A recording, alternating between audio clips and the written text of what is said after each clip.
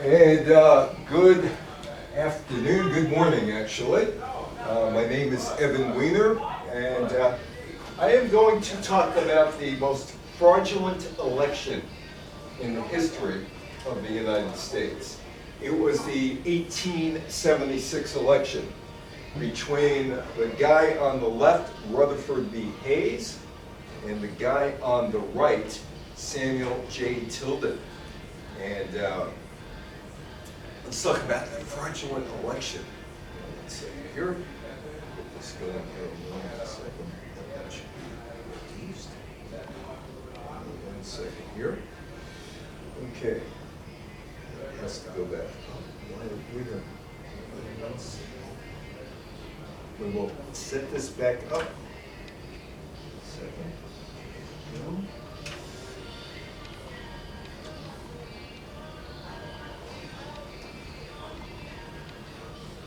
Okay, we will start again. Anyway, it is the election of 1876. And Rutherford B. Hayes was declared the winner, except he might not have won the election of 1876. Oh, it's the fraudulent election of 1876. You could see a African American at gunpoint in this picture being told who to vote for or not vote at all. And you have the guys in the back room trying to figure out who should be the president. Tilden or Blood? Should Samuel J. Tilden, the Democrat, unleash people for violence? Or did he? Well, maybe not. He was the governor of New York. Anyway, happy birthday, America, 1876. It's your 100th birthday. And it's a presidential year. The outgoing president, Ulysses S. Grant's second term was an absolute disaster. He was thinking about running for a third term, but he had so many scandals around him. And the country was still trying to piece itself together 11 years after the Civil War ended. The solid popularity, the solid popular majority, including ex-slaves in the South, protected by the actual or threatened presence of federal troops that had re-elected the Civil War hero Grant in 1872 had been weakened by a sustained economic depression, the Panic of 1873, systematic corruption, and Southern white resistance to an end to white fatigue with Reconstruction in the North. Hey, by the way, who's buried in Grant's tomb? Who's buried in Grant's tomb? Nobody. I would assume Grant. No, it's a mausoleum. There's no tomb. Now, if you watch the old You Bet Your Life with Groucho Marx, he used to tell contestants or ask contestants a consolation prize for $10, who's buried in Grant's tomb? And one day somebody said, actually nobody. It's a mausoleum. So that kind of ended that question, but there I am, who's buried in Grant's tomb.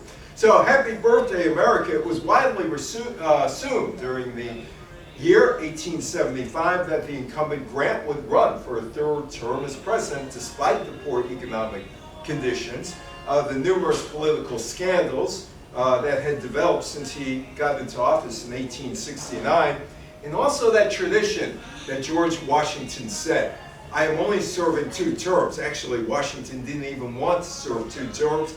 1 term, get me out of here, but they convinced him to stay. Grant's inner circle advised him, go after a third term, and he almost did.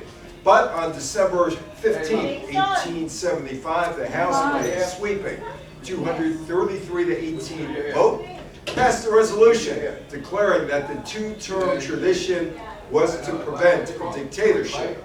Of course, nobody told that to Franklin Roosevelt in 1939. Happy birthday, America. Oh, one thing that happened in America during 1876, somebody came up with the first engine, which would be the prototype for a car a couple of decades later. Grant ruled himself out of running in 1876, and he wanted his Secretary of State, Hamilton Fish, to run for the presidency. But at the age of 67, that's how I am right now, 67. Let's see, would I want to run for president at this point in my life? Probably not. Hamilton Fish said the same thing. I'm too old for that role. Joe Biden is what, 80 now? Donald Trump is what, 70? He's going to be 78 next June, and they're running for president, right? Mitch McConnell is still the Republican leader. He's about 80 years old, and Nancy Pelosi just stepped down. She is in her 80s, and Grassley is a senator in Iowa. He's about 89. Maybe Hamilton Fish wasn't too old in 1876. But anyway, he said no.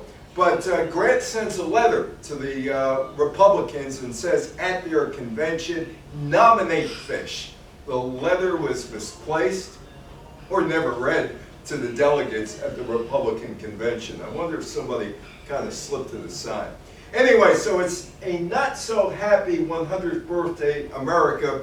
The big celebration was in Philadelphia that year, and people flocked to Philadelphia. But we're still dealing as a country, the United States, with the Civil War.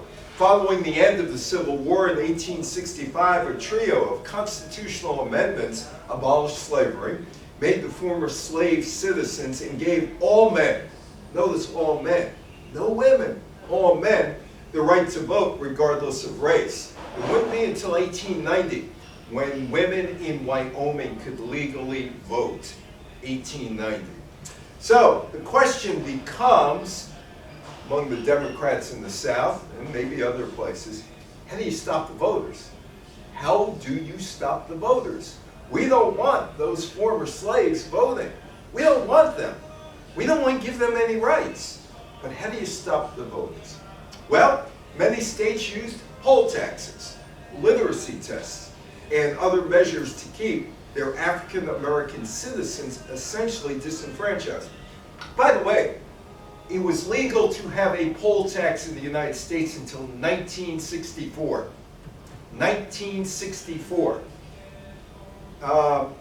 They also enforced strict segregation in the South through Jim Crow laws and condoned violence from white supremacist groups like the Ku Klux Klan. I was in Indiana. I was in Indianapolis around 2011, and near the state capitol there are some signs, state signs talking about how the Ku Klux Klan probably started in Indiana, and that was uncovered by a local newspaper, the Indianapolis Star. So, how do you stop the voters? Georgetown's election, the Negro at the ballot box, and how do you stop them? How do you stop them? Well, Civil Rights Acts. In 1875, the Civil Rights Act of 1875 is notable as the last major piece of legislation related to the Reconstruction that was passed by Congress during the Reconstruction era. People in the North got tired of Reconstruction. People in the South didn't want any part of it. The acts included the Civil Rights Act of 1866, 4 Reconstruction Acts, 1867, 1868, 3 Enforcement Acts of 1870 and 1871, and 3 constitutional amendments adopted between 1865 and 1870. Let me get that off the screen for you so that you can see that without a problem, if I can find it. Well, I'm not sure if I can find it. So anyway, oh, that's great. Exit, exit. Oh, exit, exit. There we go. That's what I want, right? Previous, next, previous, exit, exit, exit. There we go. Come on, exit, exit, exit. Exit. Well, this thing doesn't want to exit, which is a problem. Come on, exit. There you go. All right. We may have to deal with that. Let's see. Decline. There you go. Okay. So, anyway, so Grant is done in so is Reconstruction. 1876 election occurred in the midst of an economic depression, the Panic of 1873, continuing sectional animosity, particularly in the South, where the opposition to federal occupation and Reconstruction had grown. Republicans continued their strong commitment to civil rights of emancipated slaves. Democratic platform called for the immediate reform of the federal government and committed itself to the permanence of the federal union. It also called for civil service reform and restrictions on Chinese immigration to the United States. This, of course, is 147 years ago. The Democratic nominee, his name is Sam Tilden, Samuel J. Tilden. He is from New York. He was the governor of New York. He was a successful lawyer and a politician. He was a free soiler, but unlike other free soil Democrats, which meant they were against slavery, he did not join the new Republican Party and later disapproved of the Civil War.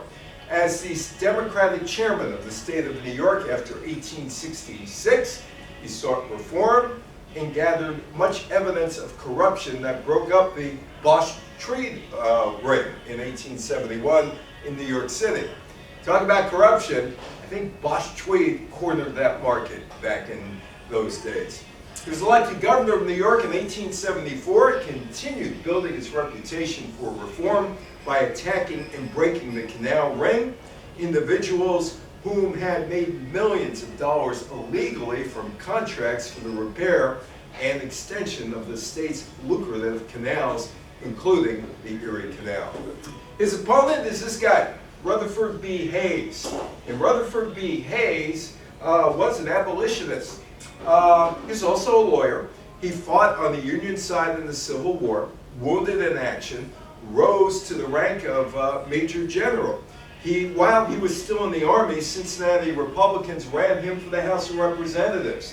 He accepted the nomination, but would not campaign, explaining, an office fit for duty, who at the time of this crisis would abandon his post to electioneer, ought to be scout. In other words, if you have a job, stay in that job. Don't run for election for some other job. Hayes entered the Congress in December of 1865, troubled by the rebel influences ruling the White House. That was Andrew Johnson. Between 1867 and 1876, he served as governor of Ohio for 3 terms. Safe liberalism, party loyalty, and a good war record made Hayes an acceptable Republican candidate in 1876. So here it is. It's the nation's choice. Rutherford B. Hayes, Samuel J. Tilden. And it would be one hell of a campaign of negativity. Tilden ran as a reform candidate against the background of corruption of the Grant administration. Both parties backed civil service reforms. Both sides mounted mudslinging campaigns, with Democratic attacks on Republican corruption being countered by the Republicans raising the Civil War issue, a tactic that was ridiculed by Democrats who called it waving the bloody shirt. Republicans chanted, not every Democrat was a rebel, but every rebel was a Democrat. Country's in turmoil. The economy is suffering. Panic of 1873. Racial tensions are really high following the Civil War. Hayes' Republican Party supported federal power and the rights of black citizens, while Tilden's Democratic Party wanted to eliminate or limit rights for formerly enslaved people and let the South govern more independently. Not a campaign issue. Meanwhile, as rights are being taken away from African Americans, land is being taken away from Native Americans. But this is not a campaign issue in 1876. On January 1st, 1876, the Grant administration ordered for Native Americans to move into reservations. The hope of creating these reservations was to reduce clashes between white settlers and the natives, with the white settlers trying to get rid of the Native Americans. It was their property to begin with. It didn't matter. At first, Native American tribes were given land they could use for agriculture. Meanwhile, battles continued between Native Americans and the United States Army, with the most famous being the Battle of Little Bighorn in 1876, and also General Custer met his end in 1876. So here are the two guys, Rutherford B. Hayes, Samuel J. Tilden. Hayes ran on a reform platform, promising to clean up civil service and would only serve one term. Tilden was known for challenging political corruption. Party operatives, though, they ran a cutthroat campaign. Hayes' enemies claimed that he had stolen money from his brothers in arms during the war, took money from the guys he was commanding during the Civil War. Tilden was a liar, a swindler, perjurer, counterfeiter, and there was a claim that he had been in league with Bosch Tweed in line with their basic campaign strategy.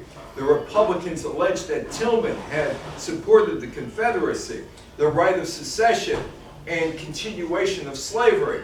All this stemmed from his opposition to Lincoln in 1860, and he was a Democrat, and he feared that a Republican victory would bring disaster to the United States. Dirty deeds done dirt cheap. Racism remained a force in the North as well as the South. And by the early 1870s, many Northerners have begun to blame Reconstruction's problems on the supposed inferiority of black voters. Blacks were dumb. They were stupid. That's what the word was. They put it out. At the same time, key decisions by the United States Supreme Court struck at the protections afforded to Reconstruction-era constitutional amendments and legislation. The court's 1873 decision in the Slaughterhouse cases established the 14th Amendment applied only to former enslaved people and protected only rights granted by the federal government, not the states. That's Biloxi, Mississippi. The Biloxi Plan, or the Mississippi Plan. Dirty deeds done dirt cheap. The most insidious act of intimidation and violence would have to be the Mississippi Plan of 1875, which saw the Democrats using paramilitary groups known as the Red Shirts in the White Man's League to break up rallies that involved African Americans, bullying many of them from voting, and even using pictures of Abraham Lincoln to confuse illiterate voters to accidentally vote for Democrats. Doesn't it sound like a hanging chads in 2000 in Palm Beach County? Doesn't sound too much different, does it? The plan spreads. That is a picture of Strom Thurmond, governor of South Carolina, senator from South Carolina. 1948 ran with the Dixiecrats, which basically, hey, let us make sure that no civil rights laws are ever passed.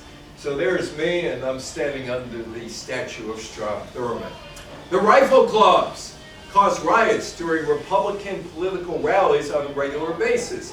Members of these clubs made sure black people were shot down by the hundreds like livestock during these organized political demonstrations.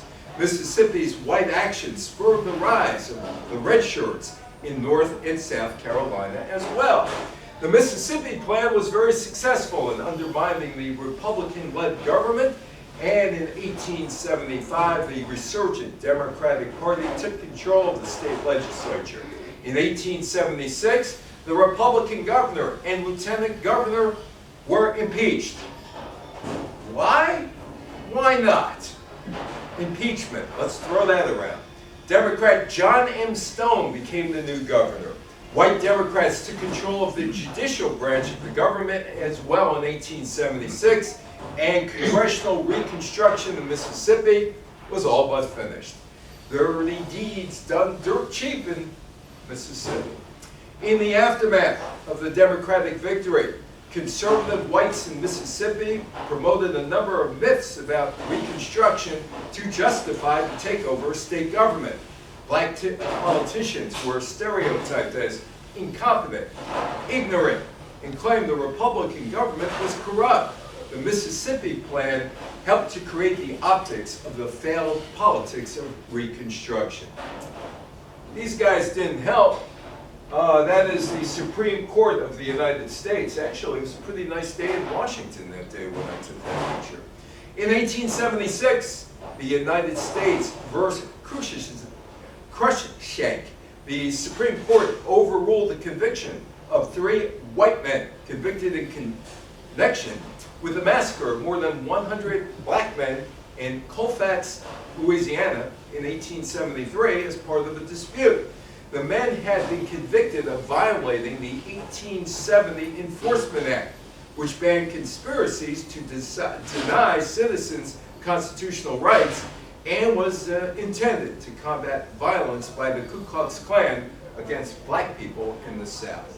Supreme Court ruling that the 14th Amendment's promise of due process in equal protection covered by violations of citizens' rights by the states but not by individuals would make prosecuting anti-black violence increasingly difficult, even as the Klan and other white supremacist groups were helping to disenfranchise black voters and reassert white control of the South.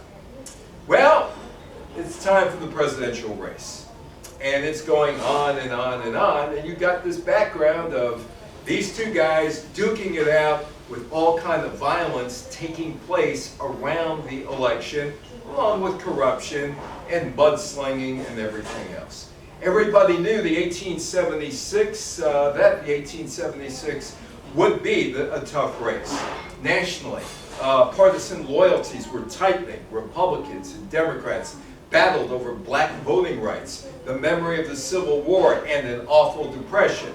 Each party held massive midnight rallies, and some leaders on both sides urged voters to come to the polls armed.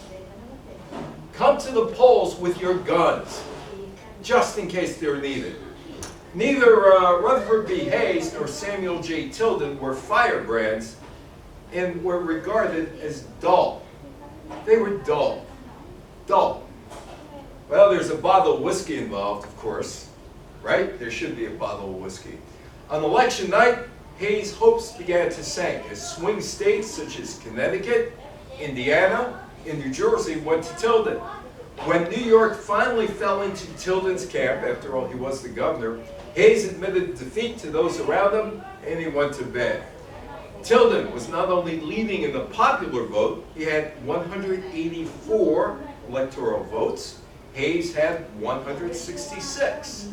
He needed one more vote to become president, while Hayes would have to run the table in the states that still had not decided on who won the election in their state. Dan Sickles, a former Civil War general and a Republican politician, spent the evening calculating votes in the party's headquarters. He realized that although the Democrats had won the popular vote, 20 electoral votes were needed to win the presidency. So it remained undecided. But South Carolina, Florida, Louisiana, and Oregon would have to be won by Hayes if he had a shot at defeating Tilden. Well, that is, oh, by the way, that is a picture of New Orleans, and it's an interesting picture of New Orleans during Mardi Gras 2019. There was a statue here. See the column? The statue was of Robert E. Lee. It was taken down. At that point, they hadn't decided who was going to, what statue was going to go up there. But Robert E. Lee, he was still a big hero in Louisiana in 1876. The 19 votes of South Carolina, Florida, and Louisiana had not been declared, but they were in the heartland of the Democratic South. At the Republican National Headquarters, exhausted and dispirited workers began to go home with their bottles of whiskey. Louisiana, Florida, South Carolina, that is Fort Lauderdale.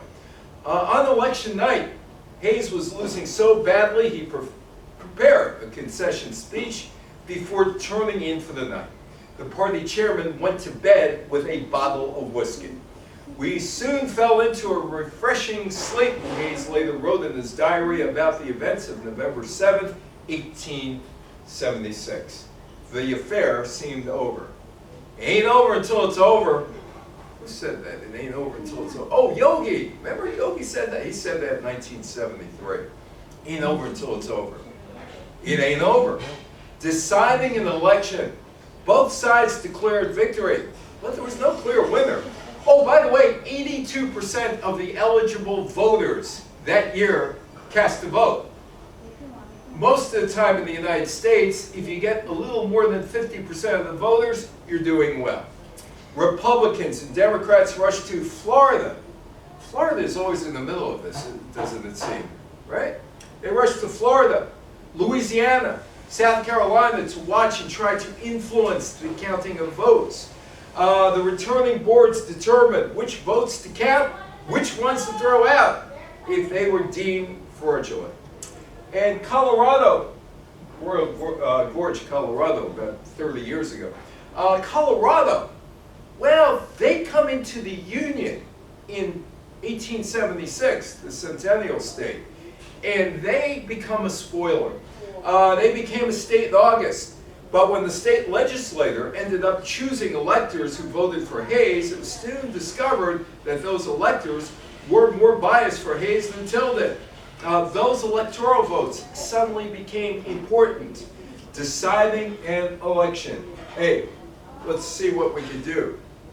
The returning boards in the three states, Louisiana, South Carolina, and Florida, argued that fraud, intimidation, and violence in certain districts intimidated voters.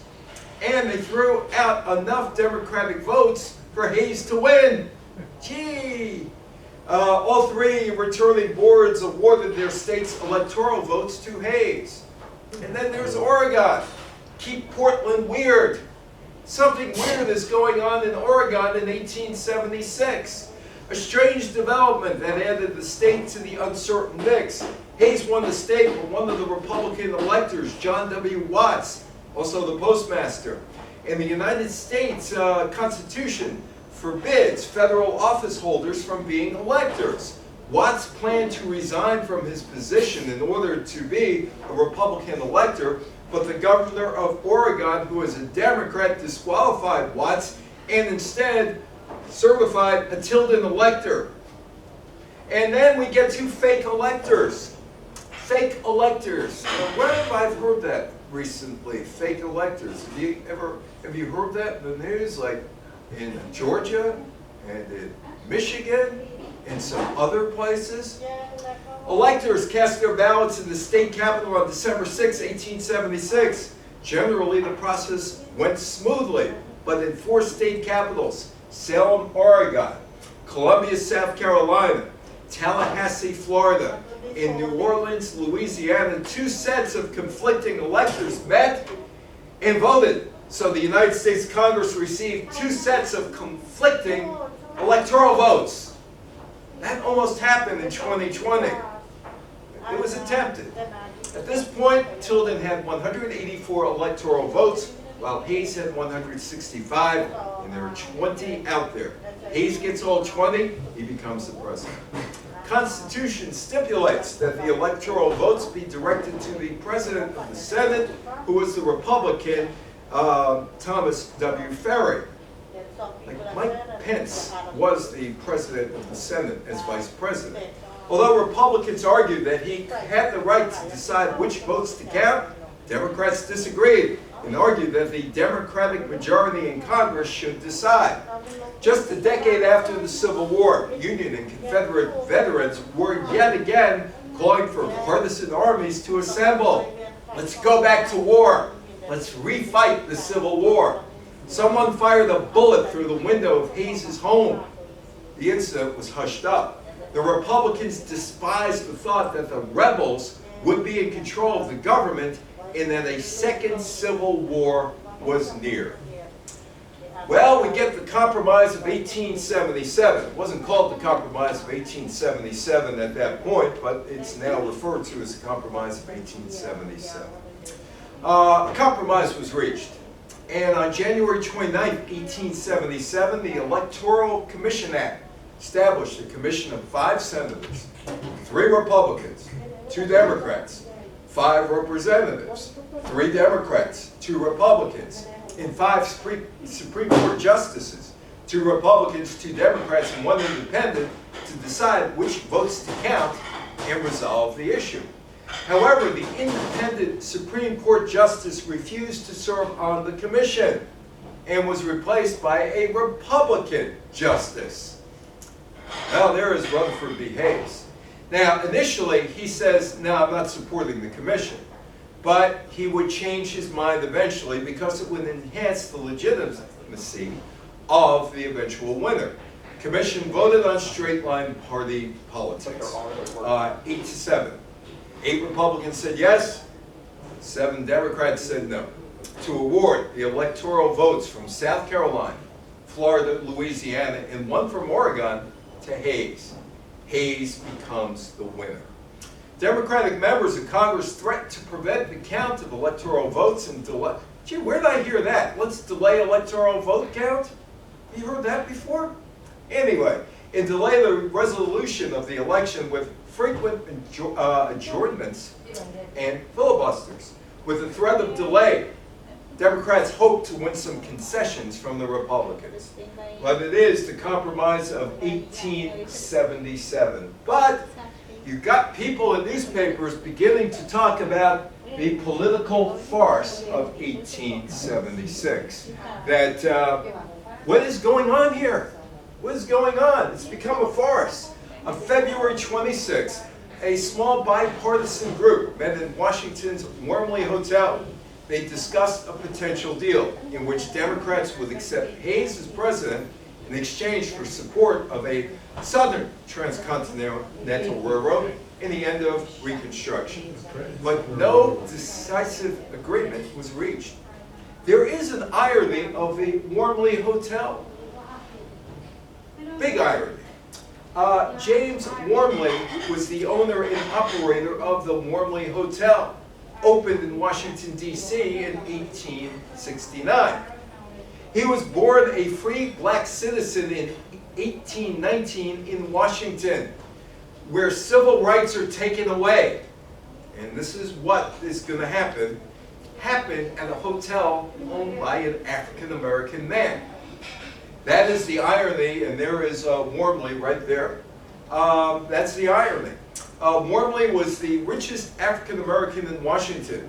His hotel became a hub for both local and foreign government officials. The hotel was the site of the Wormley Agreement, which led to the Compromise of 1877 and the election of Rutherford B. Hayes as president. The end of Reconstruction took place at a hotel owned by an African American. Go figure. So it's all over. It is all over. Rutherford B. Hayes, Samuel Tilden, and the stolen election of 1876. The Compromise of 1877. Samuel J. Tilden's choice to stay home was a crucial mistake. He didn't fight it. While Hayes' engagement across the aisle helped him win the day, Hayes' ability to convince his opponents that they could tolerate 4 years of his presidency made it possible for them to concede his victory.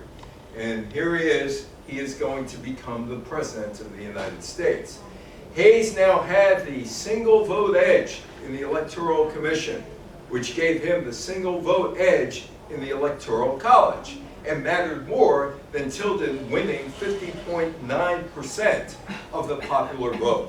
Democrats were furious, but Tilden, it's what I expected. That's it. That's it. You know, that's about what I expected. That was it. 2 issues, though, interest the Democrats: restoring their control of governments and white supremacy in the South, and removing the last of the federal troops and the federal subsidy for railroads. However, it is doubtful that Hayes, his supporters, and the Democrats really reached any sort of deal beyond what Hayes promised to do in his letter of acceptance. Samuel J. Randall, the Democratic Speaker of the House, realizing that creating chaos would backfire on the Democrats, finally ruled filibusters out of order and forced the completion of the count in the early hours of March 2nd, 1877. With 185 votes to Tilden's 184, Hayes is declared winner 2 days before he's inaugurated. Well, the Compromise of 1877. Mrs. U.S. Thanks, Mr. Tilden. I have promised to dance this set with Mr. Hayes. Another cartoon. Democrats agreed that Hayes would become president in exchange for the withdrawal of federal troops from the 3 states and the granting of home rule in the South. Hayes' withdrawal of the federal troops from Louisiana and South Carolina marked a major turning point in American political history, effectively ending Reconstruction and bringing in the system of Jim Crow. Southern Democrats' promises to protect civil and political rights of blacks were not kept, and the end of federal interference in Southern affairs led to widespread disenfranchisement of black voters. Troops were moved, Florida, Louisiana, South Carolina, but most federal troops had already left the South during the Grant administration. He was known as Rutherford, or his fraudulency. That is, Rutherford B. Hayes that's what he's known as. If he's remembered for anything these days, and he's barely remembered. Hayes had hoped to reconcile the divisions left over from the Civil War in Reconstruction, and it is likely that he generally wanted to protect the civil rights of African Americans. Failed. His removal of the federal troops emboldened white supremacists in the South. I don't know how well you can see this. This is Stone Mountain, Georgia.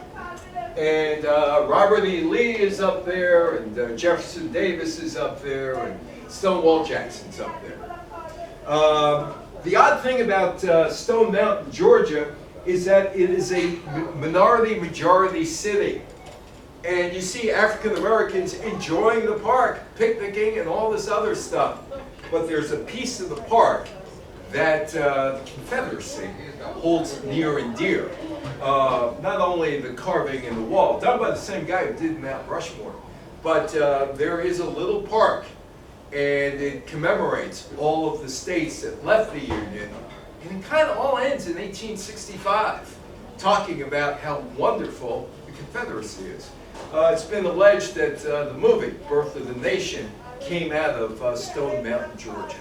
1883, the Supreme Court ruled in the civil rights cases that public accommodation sections of the Act were unconstitutional, saying Congress was not afforded control over private persons or corporations under the Equal Protection Clause. Jim Crow. It would take, Abe Lincoln gave the Emancipation speech in 1863, Civil War ended in 1865, and Lyndon Johnson would sign the Civil Rights Act of 1964. It took 99 years. 99 years. Supreme Court helped undermine the constitutional protections of black people with the infamous Plessy v.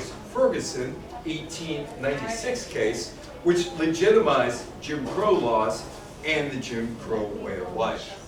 Poll tax. Poll tax. Pay your poll tax before January 31st if you want to vote. The poll tax lasts until 1964.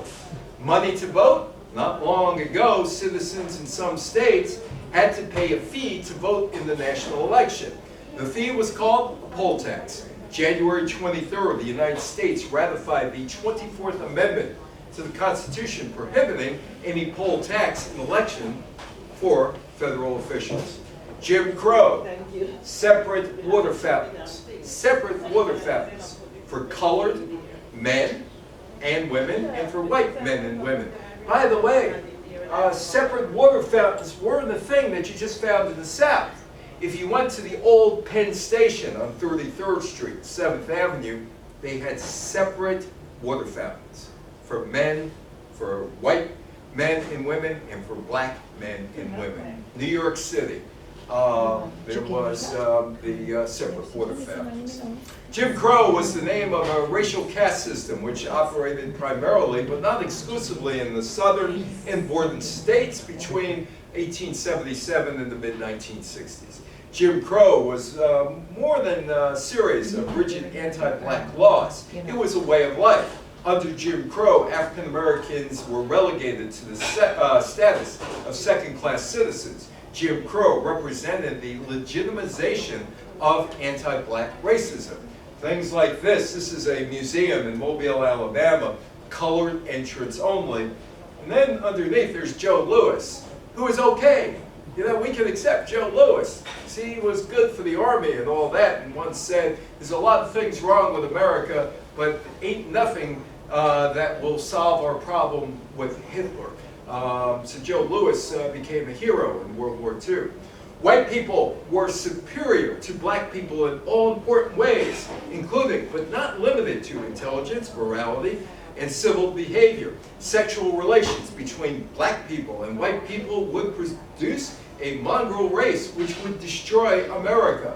Treating black people as equals would encourage interracial sexual unions. Any activities suggested social equality, encouraged interracial relationships. If necessary, violence must be used to keep black people at the bottom of the racial hierarchy.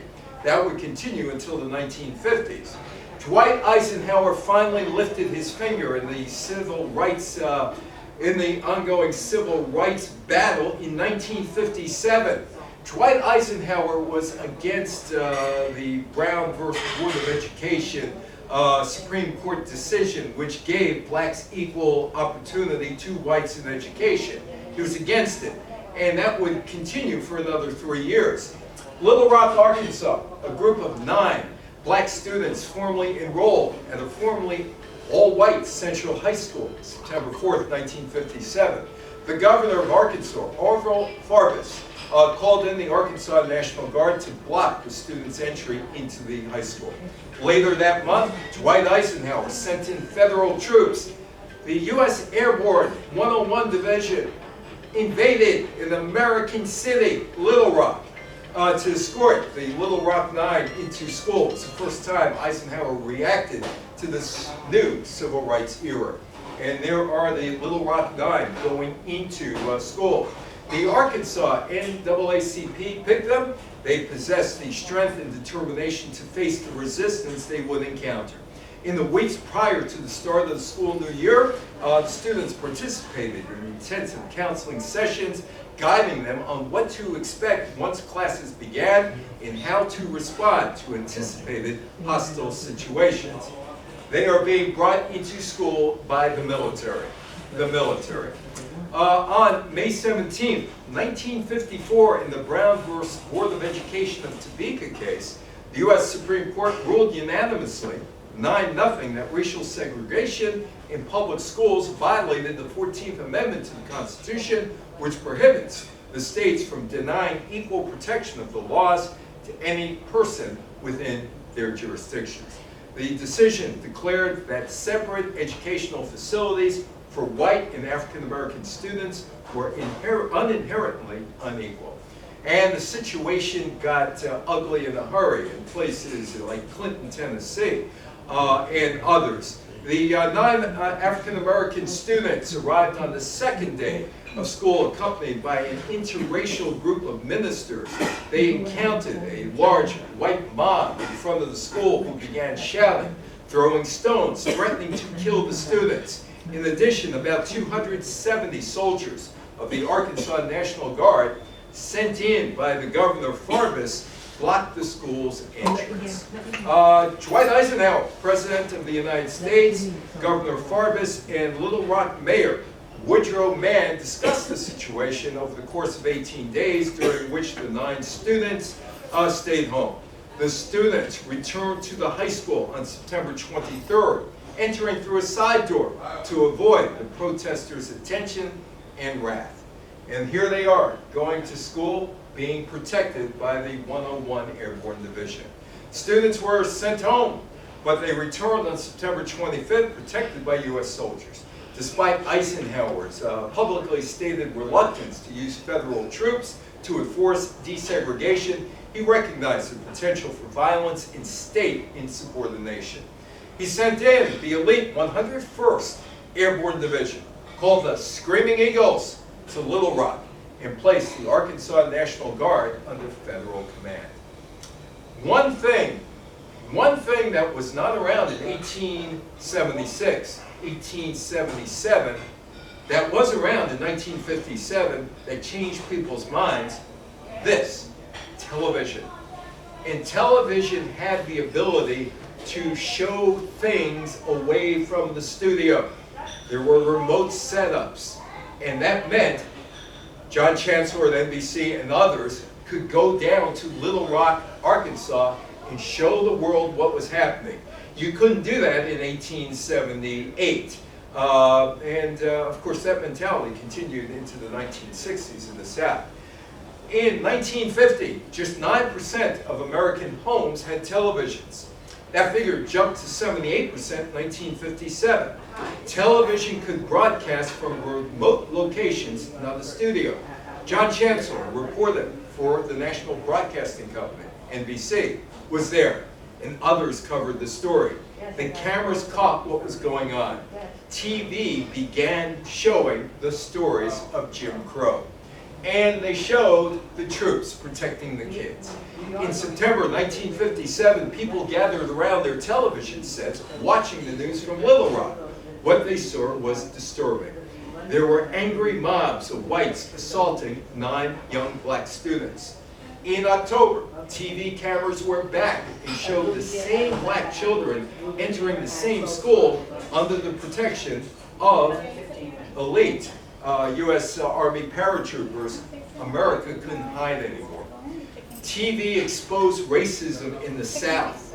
The racism in the South that had been there for now 80 years. Images became powerful. One clip features several African-American female students exiting a station wagon and walking between police toward the high school. A group of white students is seen walking through the doors of the school and down the front steps.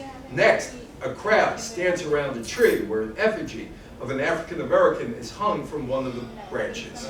Boys tear down the effigy and light it on fire. Military police officer takes the effigy down and tries to put out the fire by stomping on it. And it's all on TV. Cold War imagery.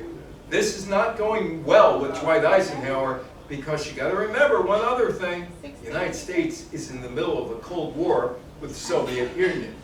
At a time when we face grave situations abroad because of the hatred that communism bears towards a system of government based on human rights, it would be difficult to exaggerate the harm that is being done to the prestige and influence, and indeed to the safety of our nation and the world. Time magazine, America at War with Itself, the paratroopers in Little Rock. Our enemies are gloating over this incident and using it everywhere to misinterpret our whole nation. We are portrayed as a violator of those standards of conduct which peoples of the world unite to proclaim in the Charter of the United Nations. There they affirm faith in fundamental human rights and in the dignity and worth of the human person. And they did so without distinction as to race, sex, language, or religion. 40 years after, the students came back to Central High in Arkansas, Little Rock, for a reunion. The Little Rock Nine faced physical and verbal abuse. Then Jean Brown fought back. She was expelled. The remaining 8 students, however, attended the school for the rest of the academic year. 1958, the senior, Ernest Green, became the first African American to graduate from Little Rock Central High School in Arkansas. Well, again, Strom Thurmond. Strom Thurmond tried to hold up the 1957 civil rights legislation with a filibuster of 24 hours and 18 minutes. He was opposing the Civil Rights Act in 1957, and as we found out later on, he had a second family from an African-American woman. He had African-American children. He also opposed ending segregation, even though he was the father of African-American children. The Civil Rights Act of 1957 was the first federal Civil Rights Act legislation passed by the U.S. Congress since the Civil Rights Act of 1875. Two classes of people in 1957, white waiting room, the colored waiting room. Oddly enough, that is in the Henry Ford Museum in Dearborn, Michigan. You would think it's a car museum. And Henry Ford, who was one of Hitler's heroes, and all the anti-Semitic stuff that came out of him, his museum is a civil rights museum, because his kids and grandkids and his heirs trying to soften up his image. Civil Rights Act of 1957, protection of voters' rights set out in the 15th Amendment of the U.S. Constitution. Civil Rights Division in the Justice Department empowering federal prosecutors to obtain court injunctions against interference with the right to vote. Civil Rights Commission within the executive branch with the authority to investigate discriminatory conditions and recommend corrective measures. It would be in 1964 that Lyndon Johnson would sign the Civil Rights Act, which barred unequal application of voter registration requirements, outlawed discrimination based on race, color, religion, or national origin in hotels, motels, restaurants, theaters, and all other public accommodations, prohibited state and municipalities from denying access to public facilities on the ground of race, color, religion, or national origin.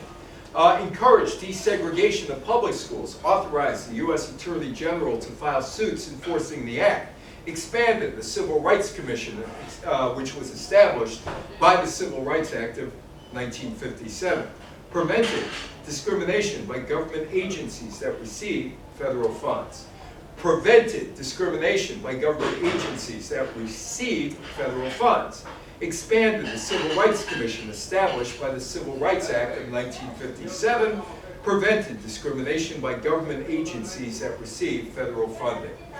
The Reverend Dr. Martin Luther King, who won the Nobel Peace Prize, and that's him receiving it, said of the Civil Rights Act, it was nothing less than the second emancipation.